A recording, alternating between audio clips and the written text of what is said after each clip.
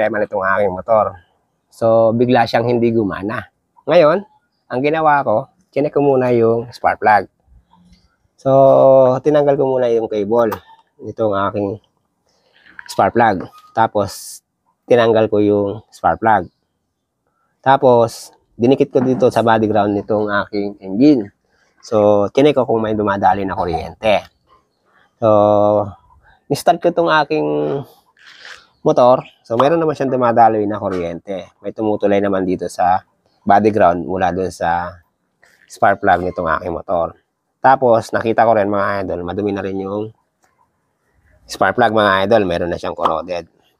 Ngayon, yung corroded ng mga idol kapag hindi tamang mixing ng ating air and fuel mga idol, nagkakaroon ng corroded. Ang tendency niyang, kapag merong corroded, madumi yung ating spark plug. So, hindi dadalo yung kuryente sa grounding electrode ng ating spark plug. Galing yun sa center electrode ng spark plug. So, hindi aandar yung ating motor. So, tinig ko naman mga idol, meron naman siyang kuryente. Yun nga lang, hindi gumana yung aking motor. So, pangalawa, yung valve clearance nitong aking engine. So, kapag hindi balance yung clearance niya mga idol, hindi igagana yung ating motor or yung engine. Kasi meron siyang tamang clearance mga idol. 0.080 inches. Yun yung tamang adjust ng ating intake valve. Para naman sa ating exhaust valve, 0.100 inches. So, yan yung tamang adjust ng ating exhaust valve mga idol. Ito, sa intake at saka outtake. Kapag hindi balance yun mga idol, tendency niyan mga idol. Mapapansin niyo mga idol, kapag hindi balance yung clearance ng ating motor mga idol or yung valve. So, sa umaga mga idol, mapapansin niyo yan. May mapapansin kayo na puting usok. So, yung puting usok na yung mga idol, wag niyo isipin kung ano man yung puting usok na sinasabi ko. Baka sabihin nyo, adik ako mga idol. Hindi. Yung puting usok na yung mga idol, yun yung tinatawag na water vapor. Yung water vapor na yung mga idol, alam nyo naman kapag gabi or madaling araw, nagkakaroon ng hamog, o yung ating tamutyo, nagkakaroon ng humidity or pawis. So, pag in-start natin yung motor, umiinit yung tambutyo, so umuusok, lumalabas yung puting usok mga idol.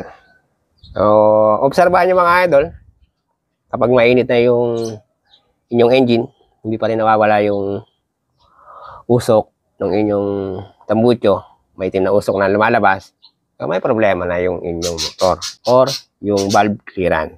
So, sinabi ko nga sa inyo mga idol, yung tamang adjust ng clearance ng ating valve, 0.080 inches para sa intake at para sa outtake is 0.100 inches. So, depende naman yan mga idol sa engine. So, sa ating Mio is ganyan yung tamang setup. So, pangatlo, chinek ko mga idol, itong karburador. So, ito yung karburador ito mga idol. So, ang ginawa ko, syempre, ano pa ba ang gagawin natin sa karburador? Syempre, lilinisin mga idol.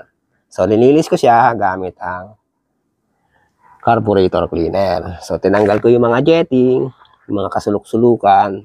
Nilinis ko, tinanggal ko yung mga dumi, maliliit na dumi. Baka yun ang hindi nagpapandar sa aking motor. Baka barado yung aking carburetor. Kaya hindi gumagana itong aking engine. So, ibinalik ko. Sinubukan kong start mga idol. Yun, tagumpay mga idol.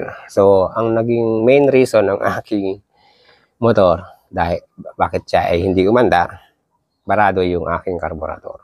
Dahil dito sa fuel cap mga idol.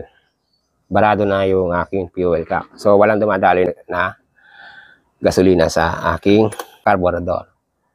So, ngayon mga idol, ang ating engine ay mayroon siyang triangle conversion. Kapag wala ang isa, yung triangle conversion ng mga idol, yun yung ignition or yung spark plug. Pangalawa ay yung clearance ng engine o clearance ng ating valve. So, kapag hindi balance yan mga idol, hindi andar yung ating motor.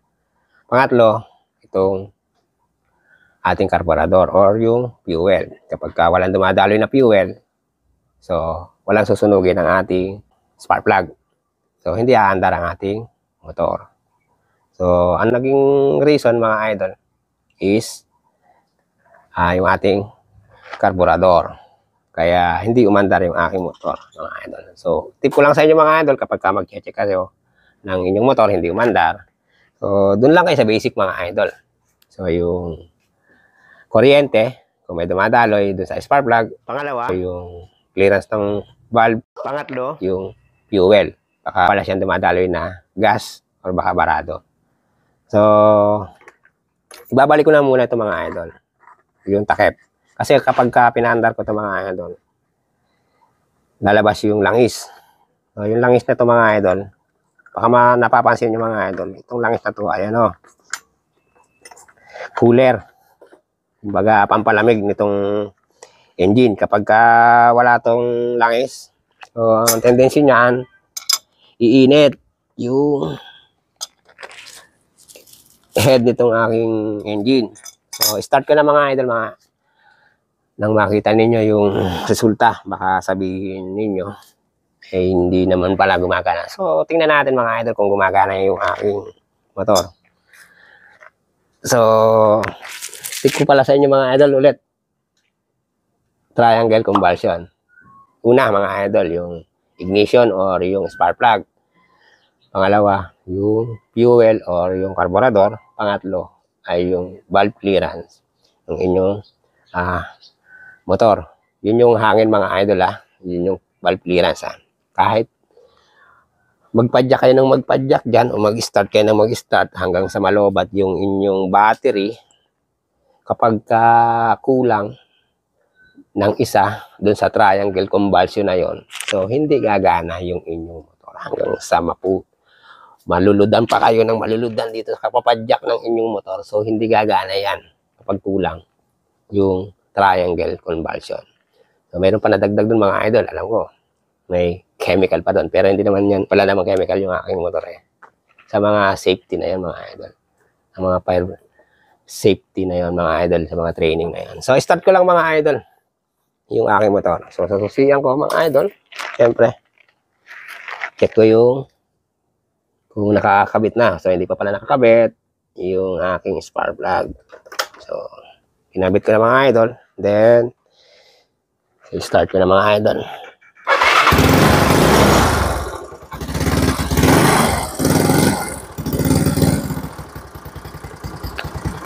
Ayan.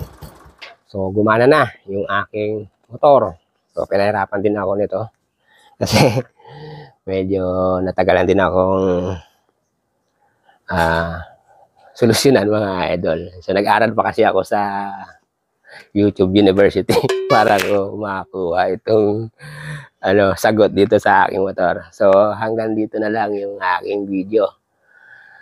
Sana ay may nakakuha kayong idea sa ginawa akong video. At syempre kung nagustuhan nyo naman po, pwede nyo na pong i-like at i-share. At syempre, huwag nyo na rin pong kalimutan na mag-subscribe. Thank you for watching.